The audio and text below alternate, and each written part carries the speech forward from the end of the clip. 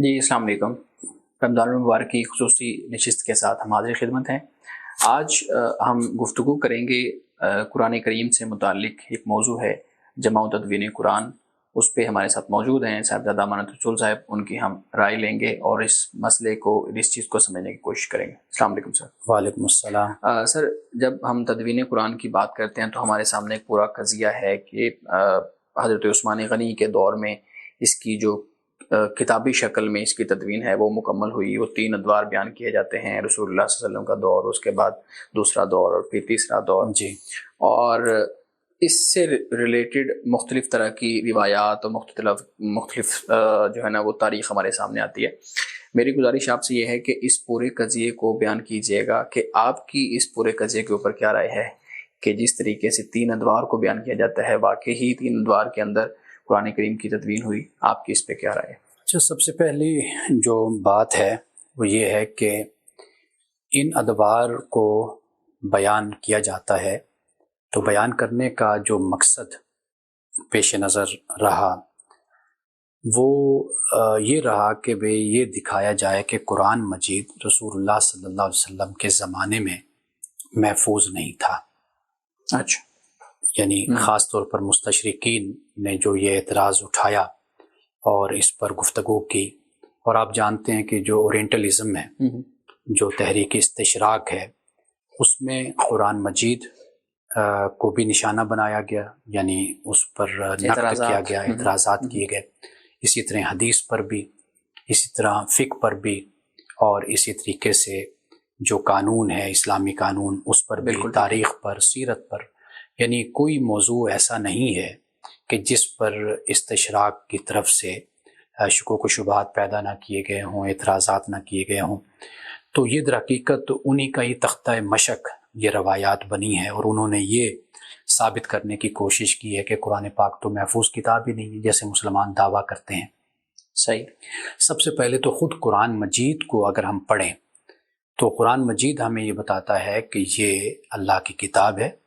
اور یہ پہلے دن سے ہی محفوظ کتاب ہے۔ یعنی آپ دیکھ لیجئے، بل ہوا قرآن مجید فی لوح محفوظ، اور بیعیدی سفرت کرام بررہ فی صحف مطہرہ، قرآن پاک میں اس کو بیان کیا گیا۔ اس کے علاوہ آپ دیکھ لیجئے اِنَّ عَلَيْنَا جَمْعَهُ وَقُرْآنَهُ فَإِذَا قَرَأْنَاهُ فَاتَّبِعْ قُرْآنَهُ۔ یہاں پر جو جمع کا لفظ ہے وہ یہی اللہ پاک نے کہا کہ بھئی یہ ہم پر ہے اس کو جمع کرنا، یعنی مطلب یہ ہے کہ اس کا کوئی حصہ بھی زائل نہیں ہوگا، ضائع نہیں ہوگا۔ اب قرآن مجید کی خود گواہیاں آیات کی صورت میں موجود ہیں کہ جہاں پر اللہ پاک نے قرآن کو کتاب قرار دیا، تنزیل الکتاب کے الفاظ قرآن پاک میں موجود ہیں۔ تو ایک تو بنیادی بات یہ ہے کہ قرآن مجید خود ہمیں بتا رہا ہے کہ یہ ایک محفوظ کتاب ہے، اور پہلے دن سے ہی اس کا انتظام اور انسجام اللہ پاک نے اپنے ذمے لیا، اور جیسے قرآن پاک میں ہے کہ یہ ہم نے کتاب نازل کی، وَإِنَّ لَهُ لَحَافِظُونَ، اور ہم اس کی حفاظت کرنے والے۔ تو جب ہم قرآن پاک پر ایمان رکھتے ہیں بحیثیت مسلمان، تو ہمارا یہ ایمان ہے، یہ یقین ہے کہ اللہ کی کتاب میں ایک ذرہ کے برابر بھی نہ کوئی تبدیلی ہوئی، نہ کوئی تحریف ہوئی، اور نہ کوئی رد و بدل ہوا۔ ایک بات، جہاں تک یہ روایات ہیں، ان روایات کو سمجھنے میں در حقیقت جو غلطی ہوئی ہے وہ یہ ہوئی کہ ان 3 ادوار کو یہ سمجھ لیا گیا کہ شاید قرآن پاک محفوظ نہیں تھا۔ یعنی مثال کے طور پر آپ دیکھیے کہ کہا گیا کہ رسول اللہ صلی اللہ علیہ وسلم کے زمانے میں قرآن پتوں پر لکھا گیا، یا کھالوں پر لکھا گیا، یا اس طرح لکھا گیا، یا وہ جو اونٹ کے کندھے کی جو ہڈی ہے اس پر لکھا گیا۔ اب آپ دیکھیے کہ یہ جو کچھ بھی روایات میں بیان کیا جاتا ہے، اب دیکھیے جو کاغذ ہے یہ بھی تو درختوں سے ہی بنتا ہے، تو اب ہم یہ کہیں کہ جی ہم درختوں پر بیٹھ کے لکھتے ہیں، تو یہ تو نہیں نا، کہ یعنی یہ جتنی بھی چیزیں تھیں یہ ایک ریفائن شکل میں موجود تھیں اور ان پر قرآن پاک کو لکھا جاتا تھا۔ ایک بات، یعنی وہ اونٹ کے کندھے کی ہڈی تھی، وہ بڑی ایک سلیٹ ٹائپ آپ کہہ سکتے ہیں کہ تختی ٹائپ ہوتی تھی بڑی، کہ جس پر لکھا جاتا تھا۔ اچھا، پھر اس کے علاوہ دیگر چیزوں پر جو چمڑی وغیرہ کا کہا جاتا ہے، چمڑے پر، کھال پر لکھا جاتا ہے، وہ باقاعدہ اس کی دباغت کر کے اور اس کو بہت اچھے طریقے سے تیار کر کے پھر اس پر لکھا جاتا تھا۔ ایک تو یہ بات ہے کہ رسول اللہ صلی اللہ علیہ وسلم کے زمانے میں اس طرح قرآن پاک محفوظ تھا۔ یعنی آپ یوں کہہ سکتے ہیں کہ مجلد نہیں تھا لیکن قرآن پاک موجود تھا، اور صحابہ کے پاس بھی موجود تھا، صحابہ لکھتے بھی تھے۔ آپ خود اندازہ کیجئے کہ صبح و شام قرآن پاک کی تلاوت ہو رہی ہوتی تھی، 5 وقت کی نماز پڑھنی، رسول اللہ نے مسلمانوں کو بحیثیت امام مقرر کیا، وہ جا کر وہاں پر بھی قرآن پاک پڑھتے تھے۔ ہر وقت ان کا تو وظیفہ یہی ہوتا تھا کہ جیسے حضرت عبداللہ ابن عباس کہتے ہیں کہ ہمارا تسمہ بھی اگر گم ہوتا تو ہم قرآن سے تلاش کرتے تھے۔ تو میں ایک لفظ بولا کرتا ہوں کہ کلچر تھا صحابہ کا قرآن، ٹھیک ہے، یعنی دن رات صبح و شام ہر وقت۔ آپ کو معلوم ہے کہ جب صحابہ کی ملاقات بھی ہوتی تھی وہ قرآن پاک کی سورت کی تلاوت سے ملاقات کا آغاز کرتے تھے، غالباً سورۃ العصر ہے یا سورۃ الکوثر، ایسی کسی سورت کا ذکر ہوتا ہے کہ وہ تلاوت کرتے تھے، آتے ہوئے ملتے ہوئے بھی اور جاتے ہوئے بھی تلاوت کرتے تھے۔ تو گویا کہ قرآن تو اس طرح رچ بس گیا تھا ان میں۔ تو رسول اللہ صلی اللہ علیہ وسلم کے زمانے میں قرآن لکھا بھی گیا، قرآن پڑھا بھی گیا، قرآن پاک کی حفاظت بھی ہوئی۔ پھر دوسرا دور جب آتا ہے سیدنا ابوبکر صدیق رضی اللہ تعالیٰ عنہ کا، وہ دور جو ہے وہ ہے قرآن پاک کو ایک مجلد شکل میں آپ کہہ سکتے ہیں کہ اس کو پھر دیا گیا، یعنی رسول اللہ صلی اللہ علیہ وسلم کے زمانے میں لکھا گیا قرآن، اور صحیح طریقے سے لکھا گیا، ہر طریقے سے وہ محفوظ تھا، ہر طریقے سے وہ موجود تھا، زبانوں پر بھی تھا، دلوں پر بھی تھا، ٹھیک، اور اقلام و قلموں کے ذریعے سے بھی منتقل ہوا۔ دوسری صورت یہ آئی کہ حضرت ابوبکر صدیق رضی اللہ تعالیٰ عنہ کے زمانے میں پھر قرآن پاک کو باقاعدہ ایک مجلد شکل میں اس کو لکھ لیا گیا اور اس کو کر دیا گیا۔ ہمارے ہاں جو مختلف روایات بیان کی جاتی ہیں، پہلی بات تو یہ ہے کہ ان کی اتھینٹسٹی کو دیکھنے کی ضرورت ہے۔ اگر اس کی اتھینٹسٹی صحیح ہے، یعنی وہ واقعی ثقہ احاد روایات ہیں، تو پھر اس کے سمجھنے میں جو غلطی ہوئی پھر اس کو دیکھنا چاہیے کہ آیا کہ اس کو سمجھا کیسے گیا۔ یعنی مثال کے طور پر ایک بیان کیا جاتا ہے کہ جی جو سورۃ التوبہ کی آخری 2 آیات تھیں وہ نہیں مل رہی تھیں، یا وہ ادھر ہو گئی، یا اس کو فلاں صحابی قرآن کا حصہ نہیں سمجھتے تھے۔ حالانکہ ایسی بات نہیں ہے۔ رسول اللہ صلی اللہ علیہ وسلم نے کئی قرآن پاک کی ایسی آیات ہیں کہ جن کے پڑھنے کی صحابہ کو تلقین کی کہ تم اس کو پڑھتے رہو، اس کو اپنا وظیفہ بنا لو۔ تو صحابہ اس کو اس طرح علیحدہ قرآن سے رکھ کر پڑھا کرتے تھے، جیسے سورۃ الفاتحہ ہے۔ صحیح ہے، سورۃ الفاتحہ بھی رسول اللہ نے تلقین کی کہ سورۃ الفاتحہ پڑھو۔ اسی طرح سورۃ الناس ہے، سورۃ الفلق ہے۔ تو وہ سمجھنے میں یہ غلطی ہوئی کہ لوگوں نے یہ سمجھا کہ شاید وہ یہ صحابی بیان کرتے ہیں کہ بھئی یہ قرآن کا حصہ نہیں ہے، حالانکہ قرآن کا حصہ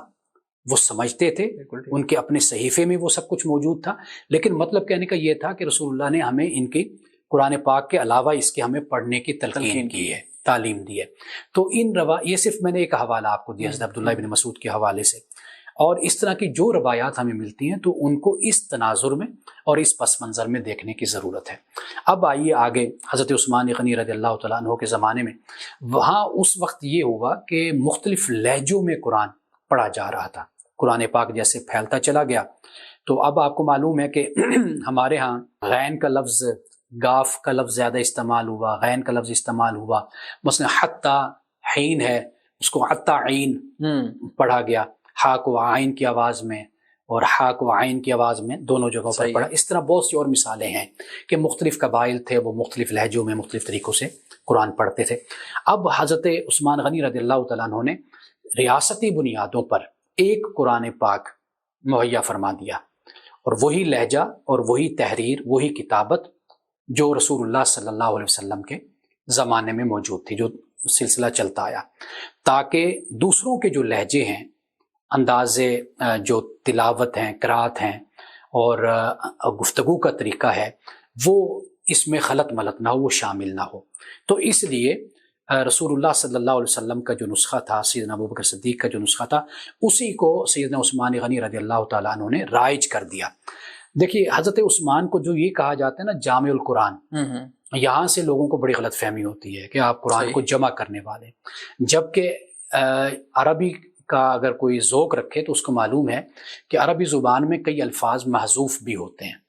پوشیدہ بھی ہوتے ہیں۔ اب یہاں پر در حقیقت یہ کہ جامع الناس علی القرآن،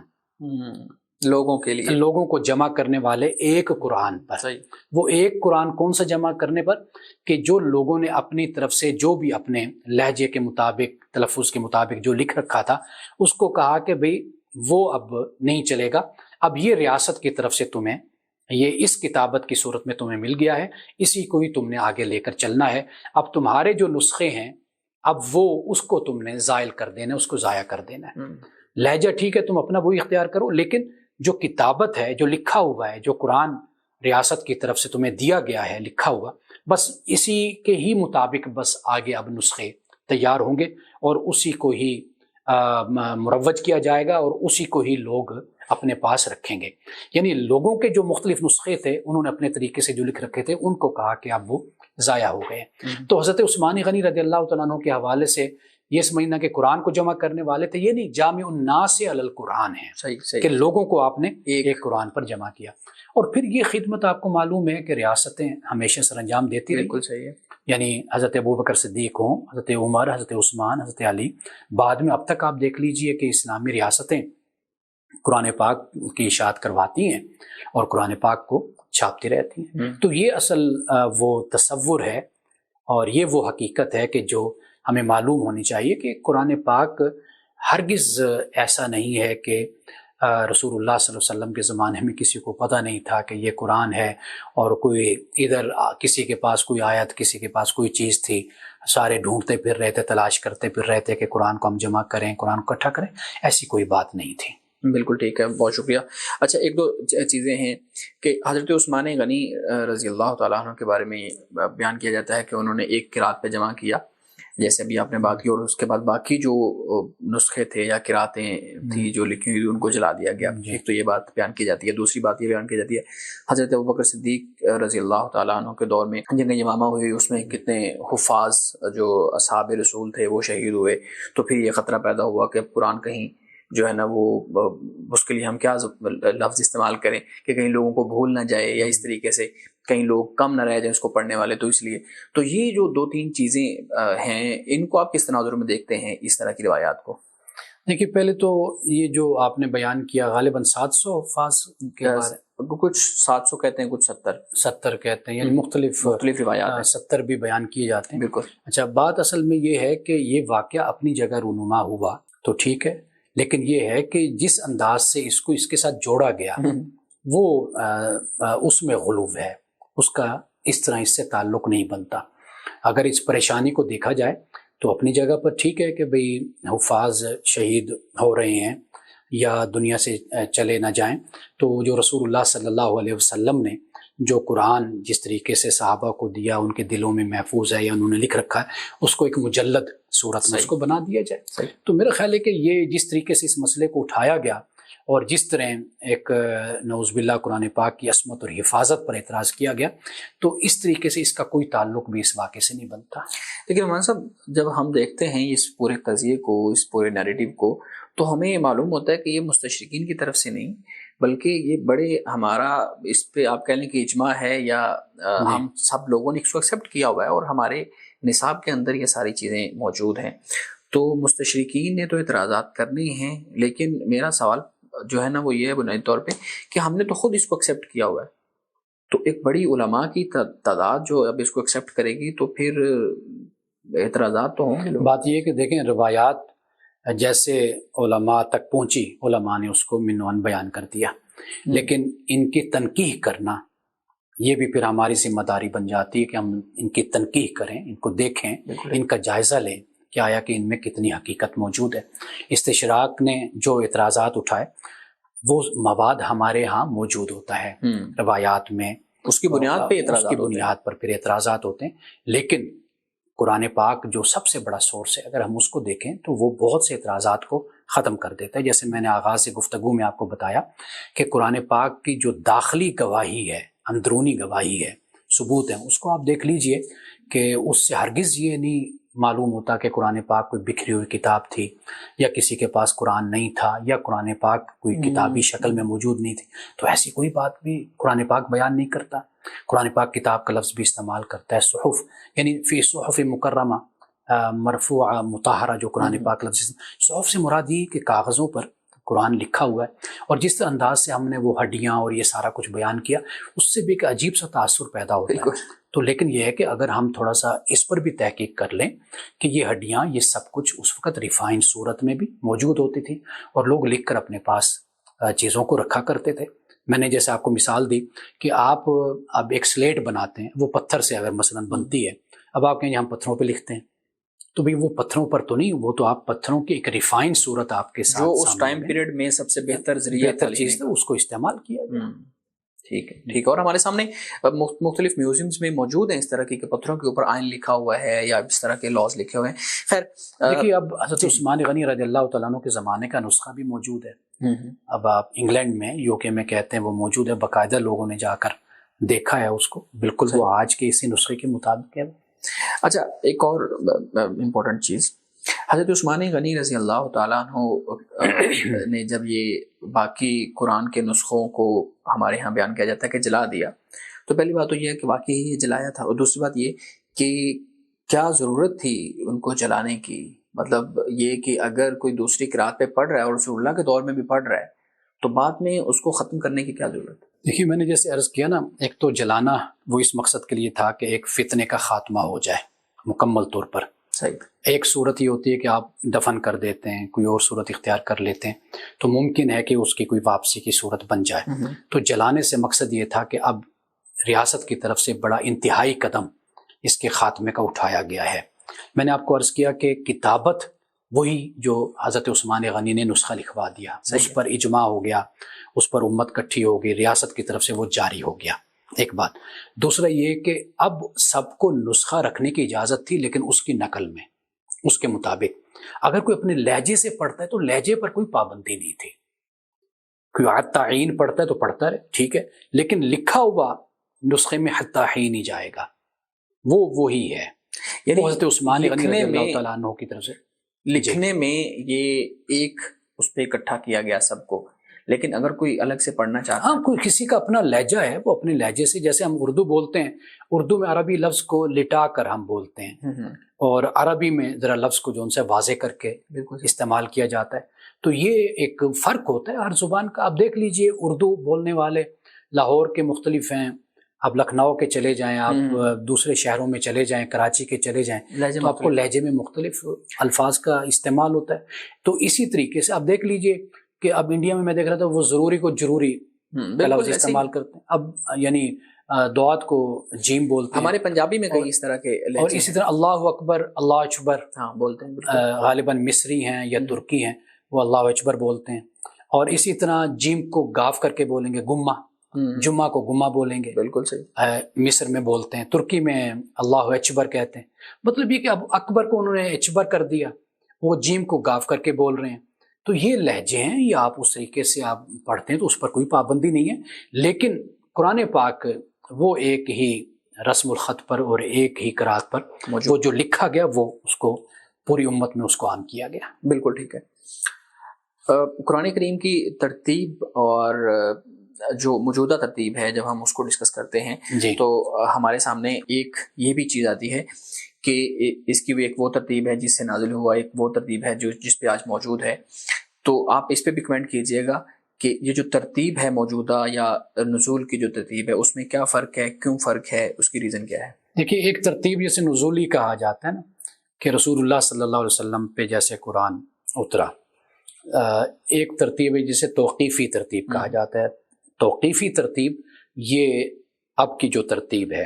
وہ کیا ہے، وہ یہ ہے کہ جیسے اللہ تعالیٰ نے رسول اللہ صلی اللہ علیہ وسلم کی رہنمائی فرمائی، ہدایت کی، اسی کے مطابق یہ ساری ترتیب قرآن پاک کی رکھی گئی۔ اچھا اس پہ مزید مجھے اس پہ